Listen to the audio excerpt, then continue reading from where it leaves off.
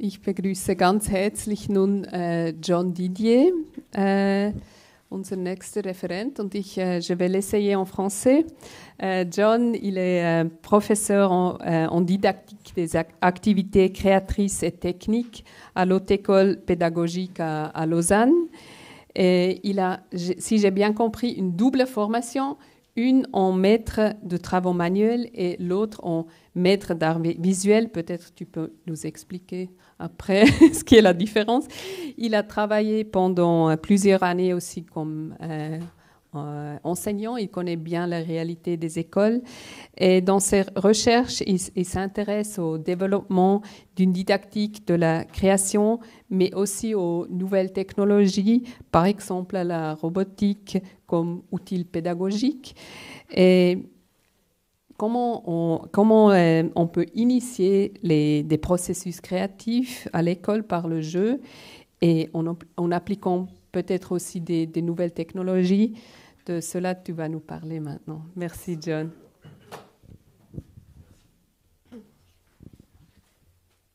Oui, ça marche bien. Merci beaucoup. Merci.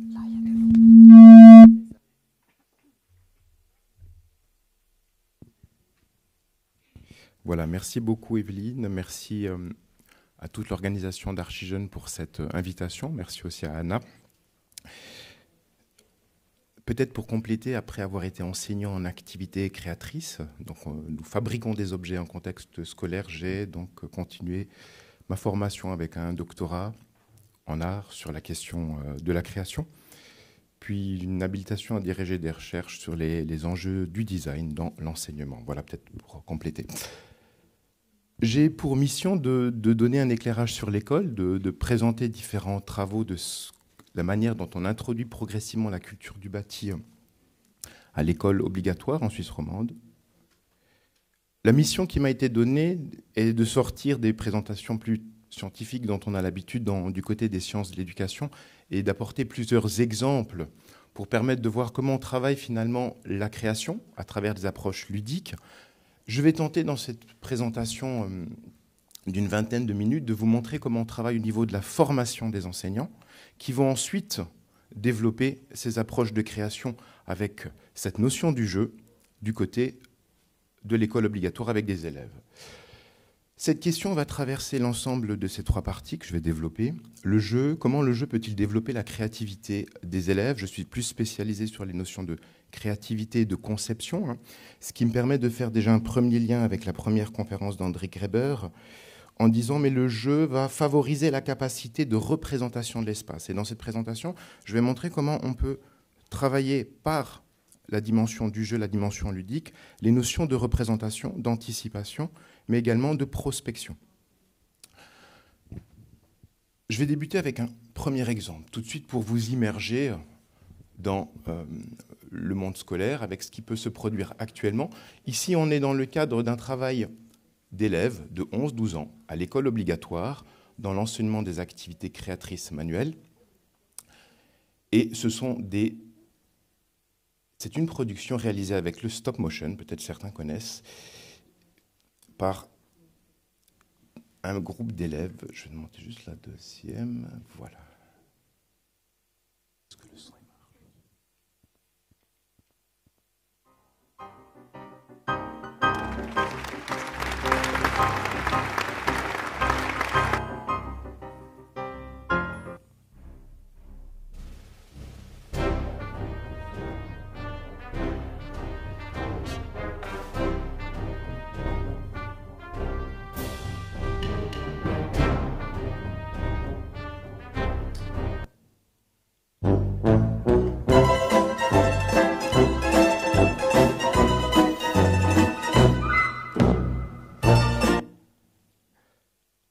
Voilà. Dans le cadre donc, de cette présentation, pour comprendre comment on arrive à ce type de résultat avec des élèves, je vais également développer une approche historique par moment. J'ai décidé de structurer la présentation de trois manières. Tout d'abord, venir avec quelques définitions sur la créativité, puisque ce sera le propos principal de mon apport dans cette journée. Les activités ludiques et bien sûr un processus créatif. J'ai une idée et quelles sont les étapes pour pouvoir mettre en œuvre cette idée jusqu'à de la matérialisation, de la concrétisation. Je vais ensuite vous parler de la didactique de la création, cet aspect sur lequel nous sommes spécialisés à Lausanne au niveau de notre laboratoire. Comment est-ce qu'on peut développer une posture de créateur chez l'élève en passant dans un premier temps par la formation des enseignants. Puis, je vais préciser les approches ludiques du point de vue de la formation des enseignants primaires, avec quelques exemples, et pour terminer, des exemples de pratiques actuellement en classe. Torrens, un spécialiste de la créativité, nous recense plus de 120 définitions de la créativité. On peut trouver plusieurs éléments communs, c'est-à-dire une capacité à produire une idée exprimable sous une forme observable ou à réaliser une production qui soit à la fois nouvelle et inattendue, adaptée à la situation et dans certains cas comme ayant une certaine utilité ou valeur. Je vais me poser la question de la place du jeu dans la créativité. Comment est-ce qu'elle va être un levier? Comment est-ce qu'elle peut aussi contribuer à nous permettre de générer des idées nouvelles et adaptées au contexte ou peut-être inadaptées dans certains cas? Au niveau de la relation entre activité ludique et jeu, on peut tout d'abord observer qu'en contexte scolaire, l'activité ludique est relative au jeu et elle procure à la fois du plaisir et la construction progressive de l'indépendance de l'élève, c'est-à-dire qu'elle va lui permettre une progression en termes de son développement. Les éléments sur lesquels on va se concentrer sont les suivants. Le jeu en classe favorise la socialisation, c'est-à-dire le fait de partager ensemble des éléments communs, d'interagir de manière authentique. On voit bien qu'on va vite dépasser des barrières sociales, des conventions, de mise en œuvre de stratégies et bien sûr un développement à la fois langagier, cognitif ainsi que la motivation.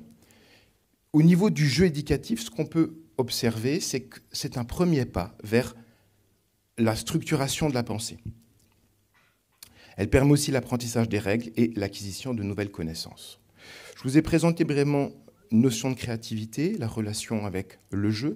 Je vais maintenant m'intéresser à un processus créatif observé dans le cadre d'un projet d'élèves de 12 ans dans le canton de Fribourg. Nous sommes donc avec un groupe d'élèves de 22 apprenants, majoritairement des filles, âgées entre 11 et 13 ans, pour vous montrer un enseignement qui va favoriser la créativité, c'est-à-dire l'introduction d'activités ludiques à des moments clés. La leçon a été structurée de la manière suivante. Leçons 1 et 2 sont concentrées sur la recherche des idées. À droite, vous pouvez observer des productions d'élèves. Ce sont des fontaines réalisées avec du matériel recyclé. On s'est inspiré dans ce contexte-là de l'artiste Jean Tinguely, donc on peut voir aussi des références culturelles qui ont été présentées en amont. Mais je voudrais plus vous rendre attentif sur le choix de l'enseignante de développer à la fois un moment de brainstorming dans le début de la recherche des idées, puis de passer par des moments de conception, c'est-à-dire des moments de représentation des idées, de structuration, mais également des moments de test et d'hypothèse. Donc les leçons 1 et 2 sont très explicitement concentrées sur la recherche d'idées, de solutions, mais également la prise en compte des contraintes. L'élément sur lequel je souhaiterais apporter votre attention concerne la relation entre activité ludique et activité de conception créative. Les activités de conception créative, ce sont des moments de recherche d'idées, de résolution de problèmes. Et c'est ce qui va nous rapprocher d'un processus créatif. Voilà un processus créatif d'élèves. Je vous donne un exemple. Paul commence par des questionnements. Puis ensuite, il est face à une étape de hasard. Il va ensuite documenter ses idées.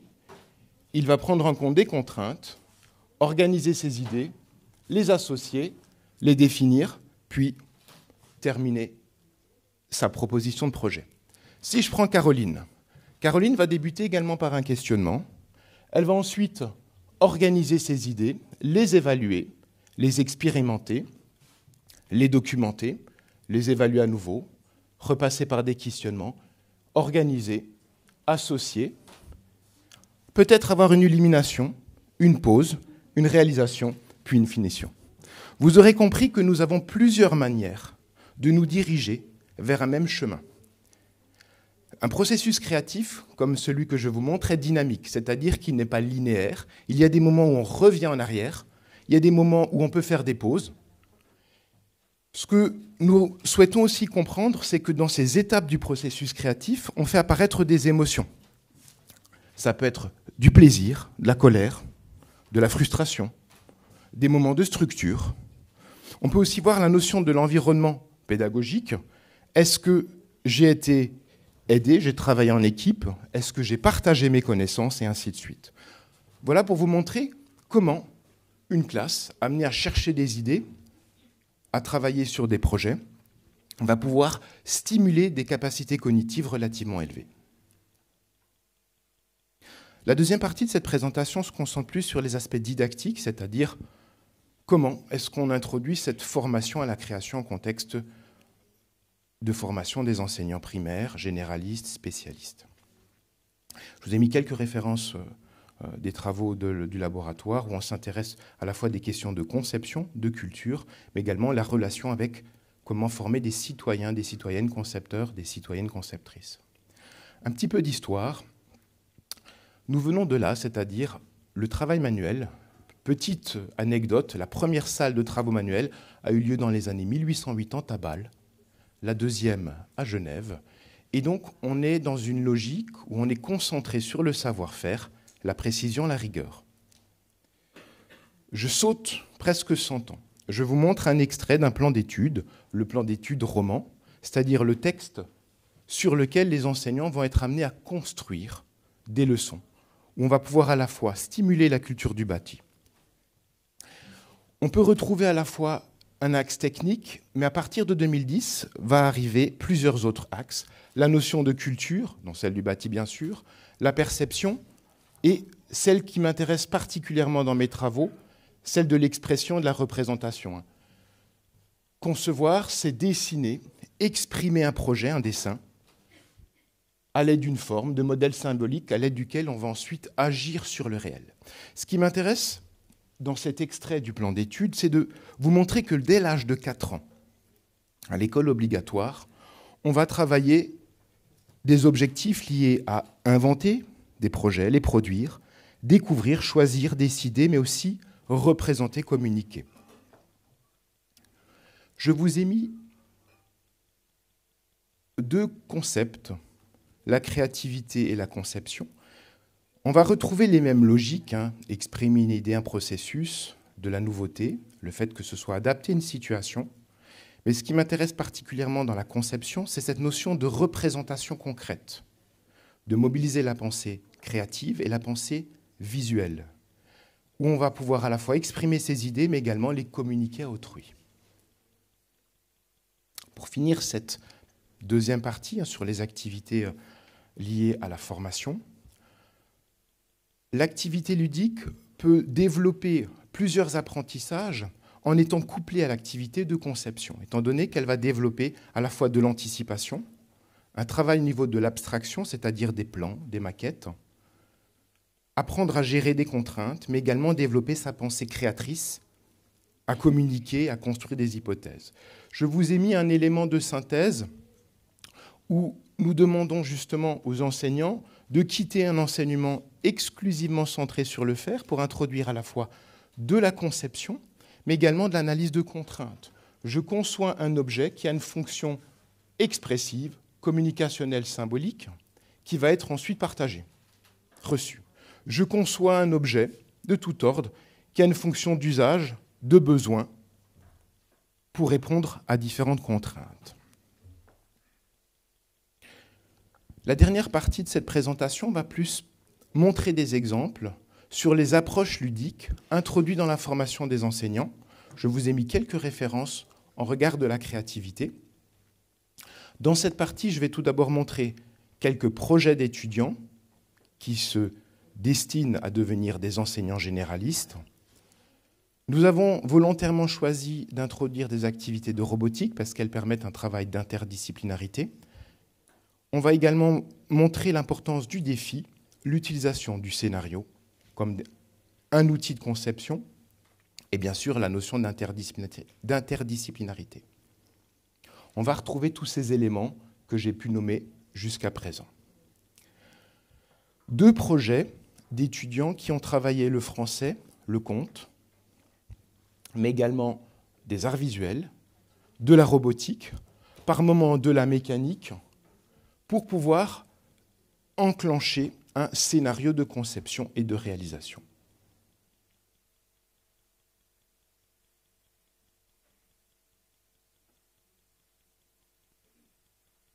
Le loup et la cigogne. Les loups mangent gloutonnement. Un loup, donc étant de Fréry, se pressa, dit-on, tellement qu'il en pensa perdre la vie. Un os lui demeura bien avant au gosier. Aïe, saleté d'os! De bonheur pour ce loup qui ne pouvait crier, près de là passe une cigogne. La cigogne. Il lui fait signe, elle accourt. Hé, la cigogne, viens m'aider! Voilà le... Voilà. Dans ce premier projet, vous pouvez peut-être voir, c'est vrai que la projection est un peu sombre, mais nous avons un robot qui est programmé avec un capteur et une marionnette qui a été fabriquée autour d'un conte. On peut voir le dialogue entre une tradition, qui est celle de la marionnette, et l'interaction avec un artefact programmé. La notion de conte, donc un travail de français, a été travaillé par justement la rencontre entre la mise en place d'un décor et la construction d'un scénario. Le loup et la cigogne. Voilà. Un deuxième exemple assez rapide. Rumpelstiltskin. Il était une fois un meunier qui était pauvre, mais qui avait une jolie fille. Le hasard fit qu'un jour, il eut l'occasion de parler au roi et, pour se donner de l'importance, il lui dit « J'ai une fille qui peut filer de la paille et la transformer en or. Voilà un art qui me plaît bien. » répondit le roi. « Si ta fille est aussi habile que cela, amène-la-moi demain dans mon château et je la mettrai à l'épreuve. »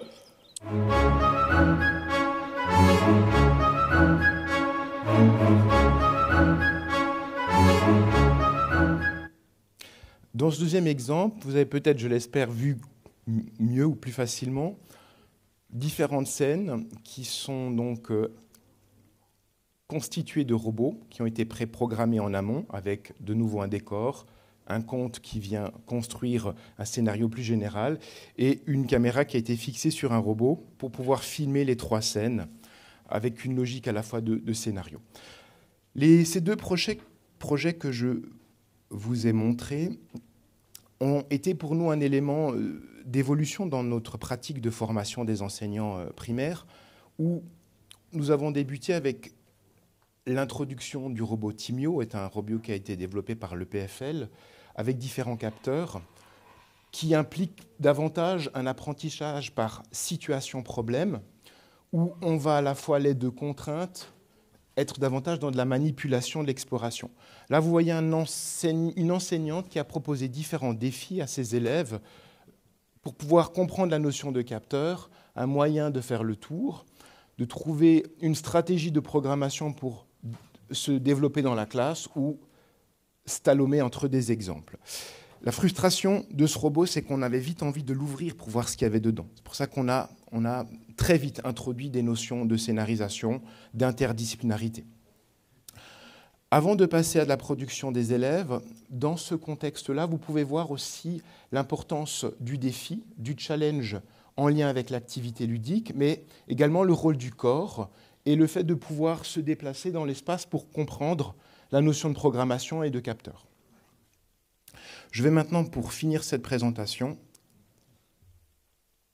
montrer des travaux d'élèves de 11-12 ans en activité créatrice manuelle. Voilà.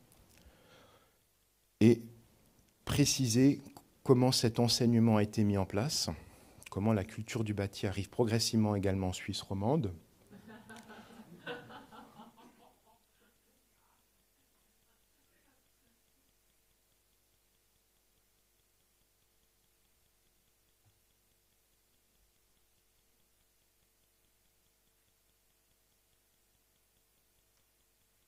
Voilà, je vais arrêter ici.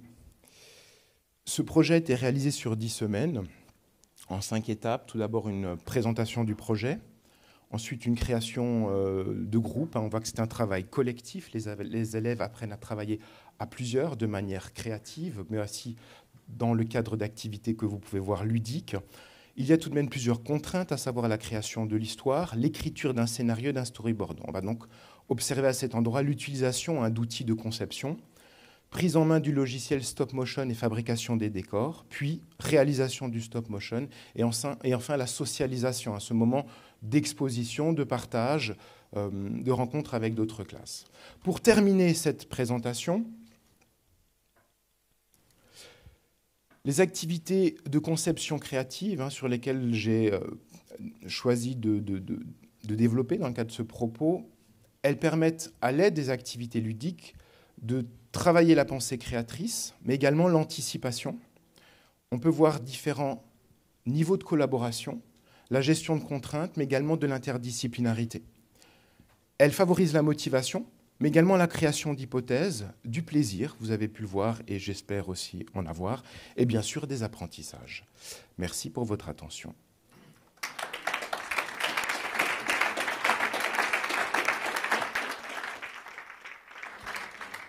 C'était bon le temps. Okay. Merci John, c'était vraiment très, très, très intéressant. Et je me demande, il y a déjà des questions dans le public. Il y a quelqu'un, gibt es Fragen im Publikum? Ist jemandem oder Kommentar? Ich weiß, dass hier im Publikum einige Gestaltungslehrer und Lehrerinnen sitzen. Vielleicht können Sie dann auch aus Ihrer Perspektive erzählen, aber zuerst André Gerber. Merci beaucoup, c'était super intéressant. Une question sur l'histoire de cette approche ludique. D'où vient ça? Vous avez montré 1880, le premier ATI. Concrètement, ça vient d'où? Et peut-être quelles sont les influences qui sont rentrées là-dedans? Merci. Merci pour cette question. En étant plus spécialisé sur l'analyse des curriculums, donc des éléments de formation, ce que j'ai pu observer du côté roman, c'est que l'approche ludique intervient avec la notion de créativité à partir des années 1970. On peut observer des mouvements au niveau sociaux, c'est-à-dire des changements, par exemple avec la France voisine, mai 68 a été un élément de levier.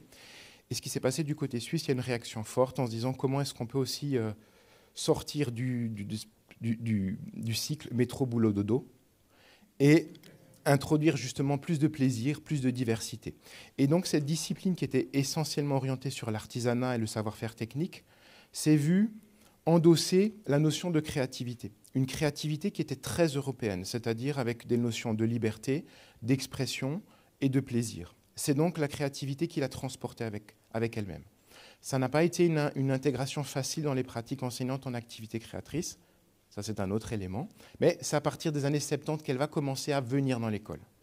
Et après, elle va voir des formes très variées, dans des projets très singuliers en fonction de l'expertise des gens. En tout cas, merci pour la question.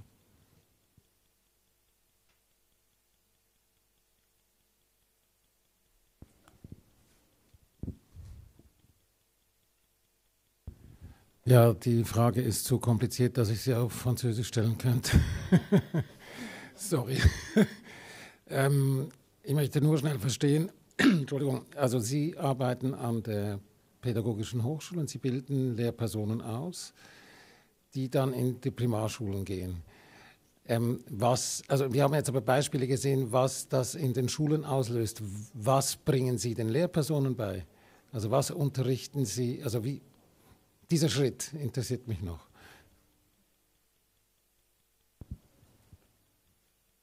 Merci pour cette question. Je suis plus spécialisé sur la créativité d'un point de vue général, mais également sur l'enseignement des activités créatrices manuelles. On va retrouver de la conception d'objets et de la réalisation de produits, c'est-à-dire produits en bois, en carton, en textile. Et donc là, on a aussi cette dimension-là qui va arriver. L'exemple que je vous ai montré, c'était pour répondre à la commande d'Evelyne, qui m'a demandé de vraiment mettre sur les activités ludiques.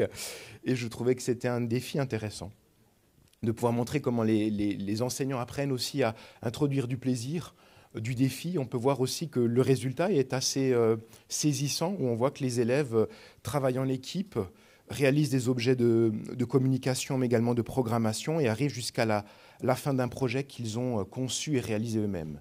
mais on retrouve la même notion de conception, réalisation de projet, produit, etc.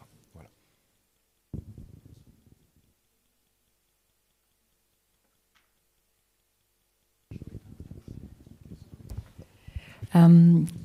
Genau, meine Frage ist so ausgerichtet, dass Sie haben ja diese experimentellen Arbeitsweisen eigentlich gezeigt, die in meiner Wahrnehmung eigentlich wie ein Teil vom prozesshaften Arbeiten sind. Ist denn experimentell zwingend spielerisch vielleicht? Oder haben Sie da, also ich nehme das jetzt eher als ein experimentelles Arbeiten wahr, im Sinne von prozesshaftem, kreativen Arbeiten und nicht unbedingt in Bezug zu Spiel. Können Sie das vielleicht noch ein bisschen ausführen?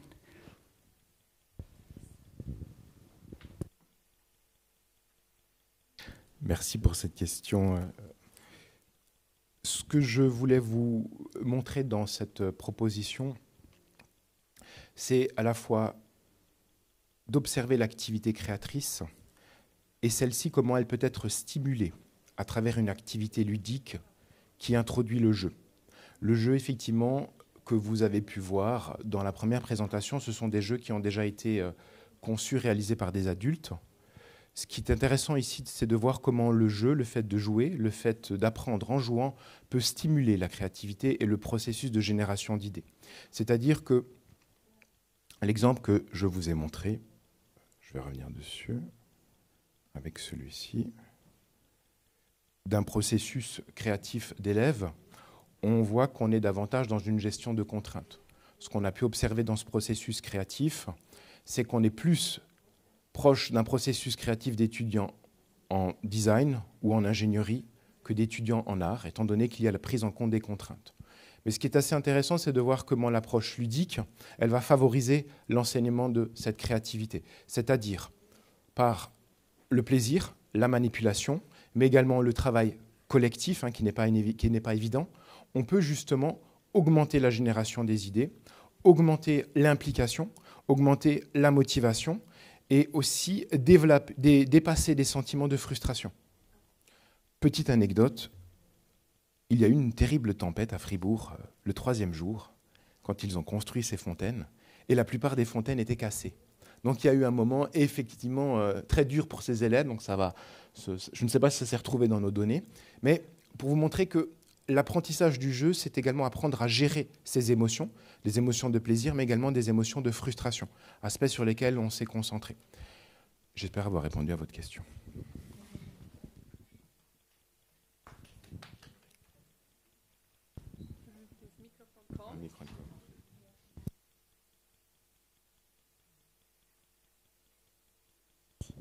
Bonjour. J'aurais une question peut-être plutôt par rapport à la question de transdisciplinarité, parce que vous l'avez évoqué effectivement que le tissage de liens entre des processus créatifs, des activités manuelles et créatrices, et là un enseignement du français, de lien au conte. Et vous avez un peu aussi abordé la question du lien avec la culture du bâti. Et là, je trouverais intéressant, je ne sais pas si vous pouvez dire quelque chose sur d'autres processus créatifs qui permettent justement de tisser des liens avec d'autres branches, avec d'autres sujets. Et enfin, vous avez abordé la question de la tempête là à Fribourg, enfin notamment liée à des questions de durabilité, la gestion de frustration ou même de peur en fait liée à l'enseignement de certains sujets, de certains questionnements liés à la culture du bâti, mais peut-être de manière un peu plus générale, moins j'imagine une ville, mais je me pose des questions sur nos espaces de vie, sur leur évolution. Est-ce que peut-être vous pouvez dire il y a des projets dans cet ordre-là ou des choses qui se rapprochent de ça? Pour répondre à la question de la durabilité, c'est une thématique maintenant qui est devenue prioritaire dans la formation des enseignants, donc on ne peut plus la contourner. Effectivement, ce qui est introduit au niveau de la durabilité, c'est dans la phase de conception, la phase d'exploration, avec des contraintes supplémentaires, en disant mais justement quel est l'impact sur l'environnement. Actuellement, est-ce qu'on a des projets? Oui, on a travaillé sur des sacs justement, et on va plus, alors là on s'éloigne de la notion de l'activité ludique, et on va plus s'intéresser à la culture presque locale. Vous avez cité Fribourg, on prend la compagnie Freitag, où on s'intéresse par exemple, dans le cas de la conception, à l'étude du cycle de vie d'un produit, et de partir d'éléments qui peuvent être recyclés avec le courant de l'upcycling, en disant mais comment est-ce qu'à partir de matériaux qui ont déjà une première existence peut-on reconcevoir des objets avec des fonctions. Et là, on a l'exemple, bien sûr, qu'on utilise Freytag, mais aussi en Valais, on a beaucoup de stylistes qui sont, je pense à ce braconnier de la mode, qui va utiliser justement des objets déjà existants pour leur redonner une deuxième identité, une deuxième fonction. Donc c'est plutôt des étapes dans le cadre du processus de conception de réalisation sur lesquelles on va faire travailler les élèves à travers des moments d'exploration, de manipulation, mais aussi de questionnement citoyen. Quelle est l'origine de ce matériau? On s'est aussi inspiré des travaux des collègues suisses-allemands que je salue dans la salle, les collègues de Berne par exemple, où ils ont développé avec une approche d'enseignement technique ou de design des processus de conception où on introduit la notion de défi et on part d'une thématique qui peut être l'énergie ou au contraire la durabilité. Donc on forme aussi nos enseignants spécialistes sur cette logique-là, et la durabilité devient une thématique sur laquelle on va justement les faire travailler en projet avec différentes étapes de ce projet. Voilà, merci pour votre question.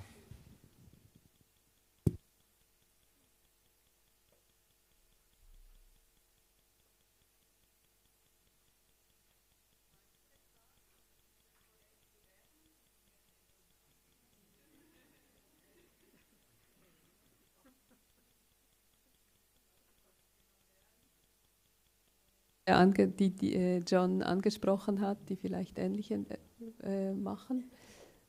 Muss nicht sein. Mir wurde noch eine Frage zugeflüstert und j'espère que je l'ai bien compris, cette question.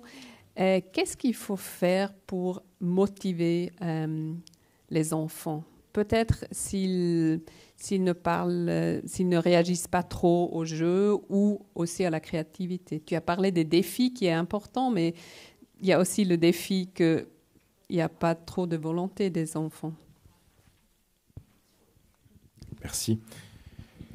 Si on avait la recette, on serait très riche. Je dis toujours ça à mes enseignants. Si nous avions la recette pour les motiver. La motivation, elle va évoluer en fonction du stade de développement de l'enfant. Chez des jeunes élèves, ce qu'on peut observer, c'est surtout au niveau de l'adolescence, où il peut y avoir une chute. Et à ce moment-là, on va travailler autrement, on va plus être dans des projets soit collectifs, soit des projets déjà pour orienter vers des métiers. Étant donné que nous, on travaille beaucoup avec des élèves qui vont se prédestiner à un métier. Ils ne vont pas forcément faire des très longues études, faire l'université, donc dans les activités créatrices. Mais du point de vue artistique, ce qui peut être aussi très important, c'est le moment de socialisation. Si vous faites un travail et ce travail est exposé, ça veut dire que je suis dans une posture où je vais être confronté au regard des autres. Et on sort de l'espace de la classe et ça déclenche un phénomène d'investissement plus fort. Le fait aussi de pouvoir prendre des décisions et de pouvoir choisir va également augmenter l'implication de l'élève. Inversement, si je ne donne que des tâches de reproduction et de répétition, au bout d'un moment, l'élève ne va pas forcément être impliqué. Donc on a pu observer que le fait d'apprendre justement à concevoir va aider à développer la motivation et l'implication. L'activité ludique aussi va développer la motivation, le fait de changer de format et aussi de former d'outils. Par exemple, le robot qui est introduit en classe génère du plaisir parce que c'est inhabituel. Et on peut travailler d'autres apprentissages sur lesquels on bloquerait parce que c'est introduit d'une manière nouvelle et on change le point de vue. On s'est spécialisé aussi sur le changement de point de vue face aux tâches, c'est-à-dire de pouvoir faire des liens avec la culture des élèves. Et ça, c'est un élément très important. Donc, avec des séries, des challenges, des défis, comme on peut le voir dans les séries télé, où le savoir est par exemple donné par une voix dans une petite boîte. Et ça génère d'un coup quelque chose qui est de l'ordre de l'inattendu. Voilà.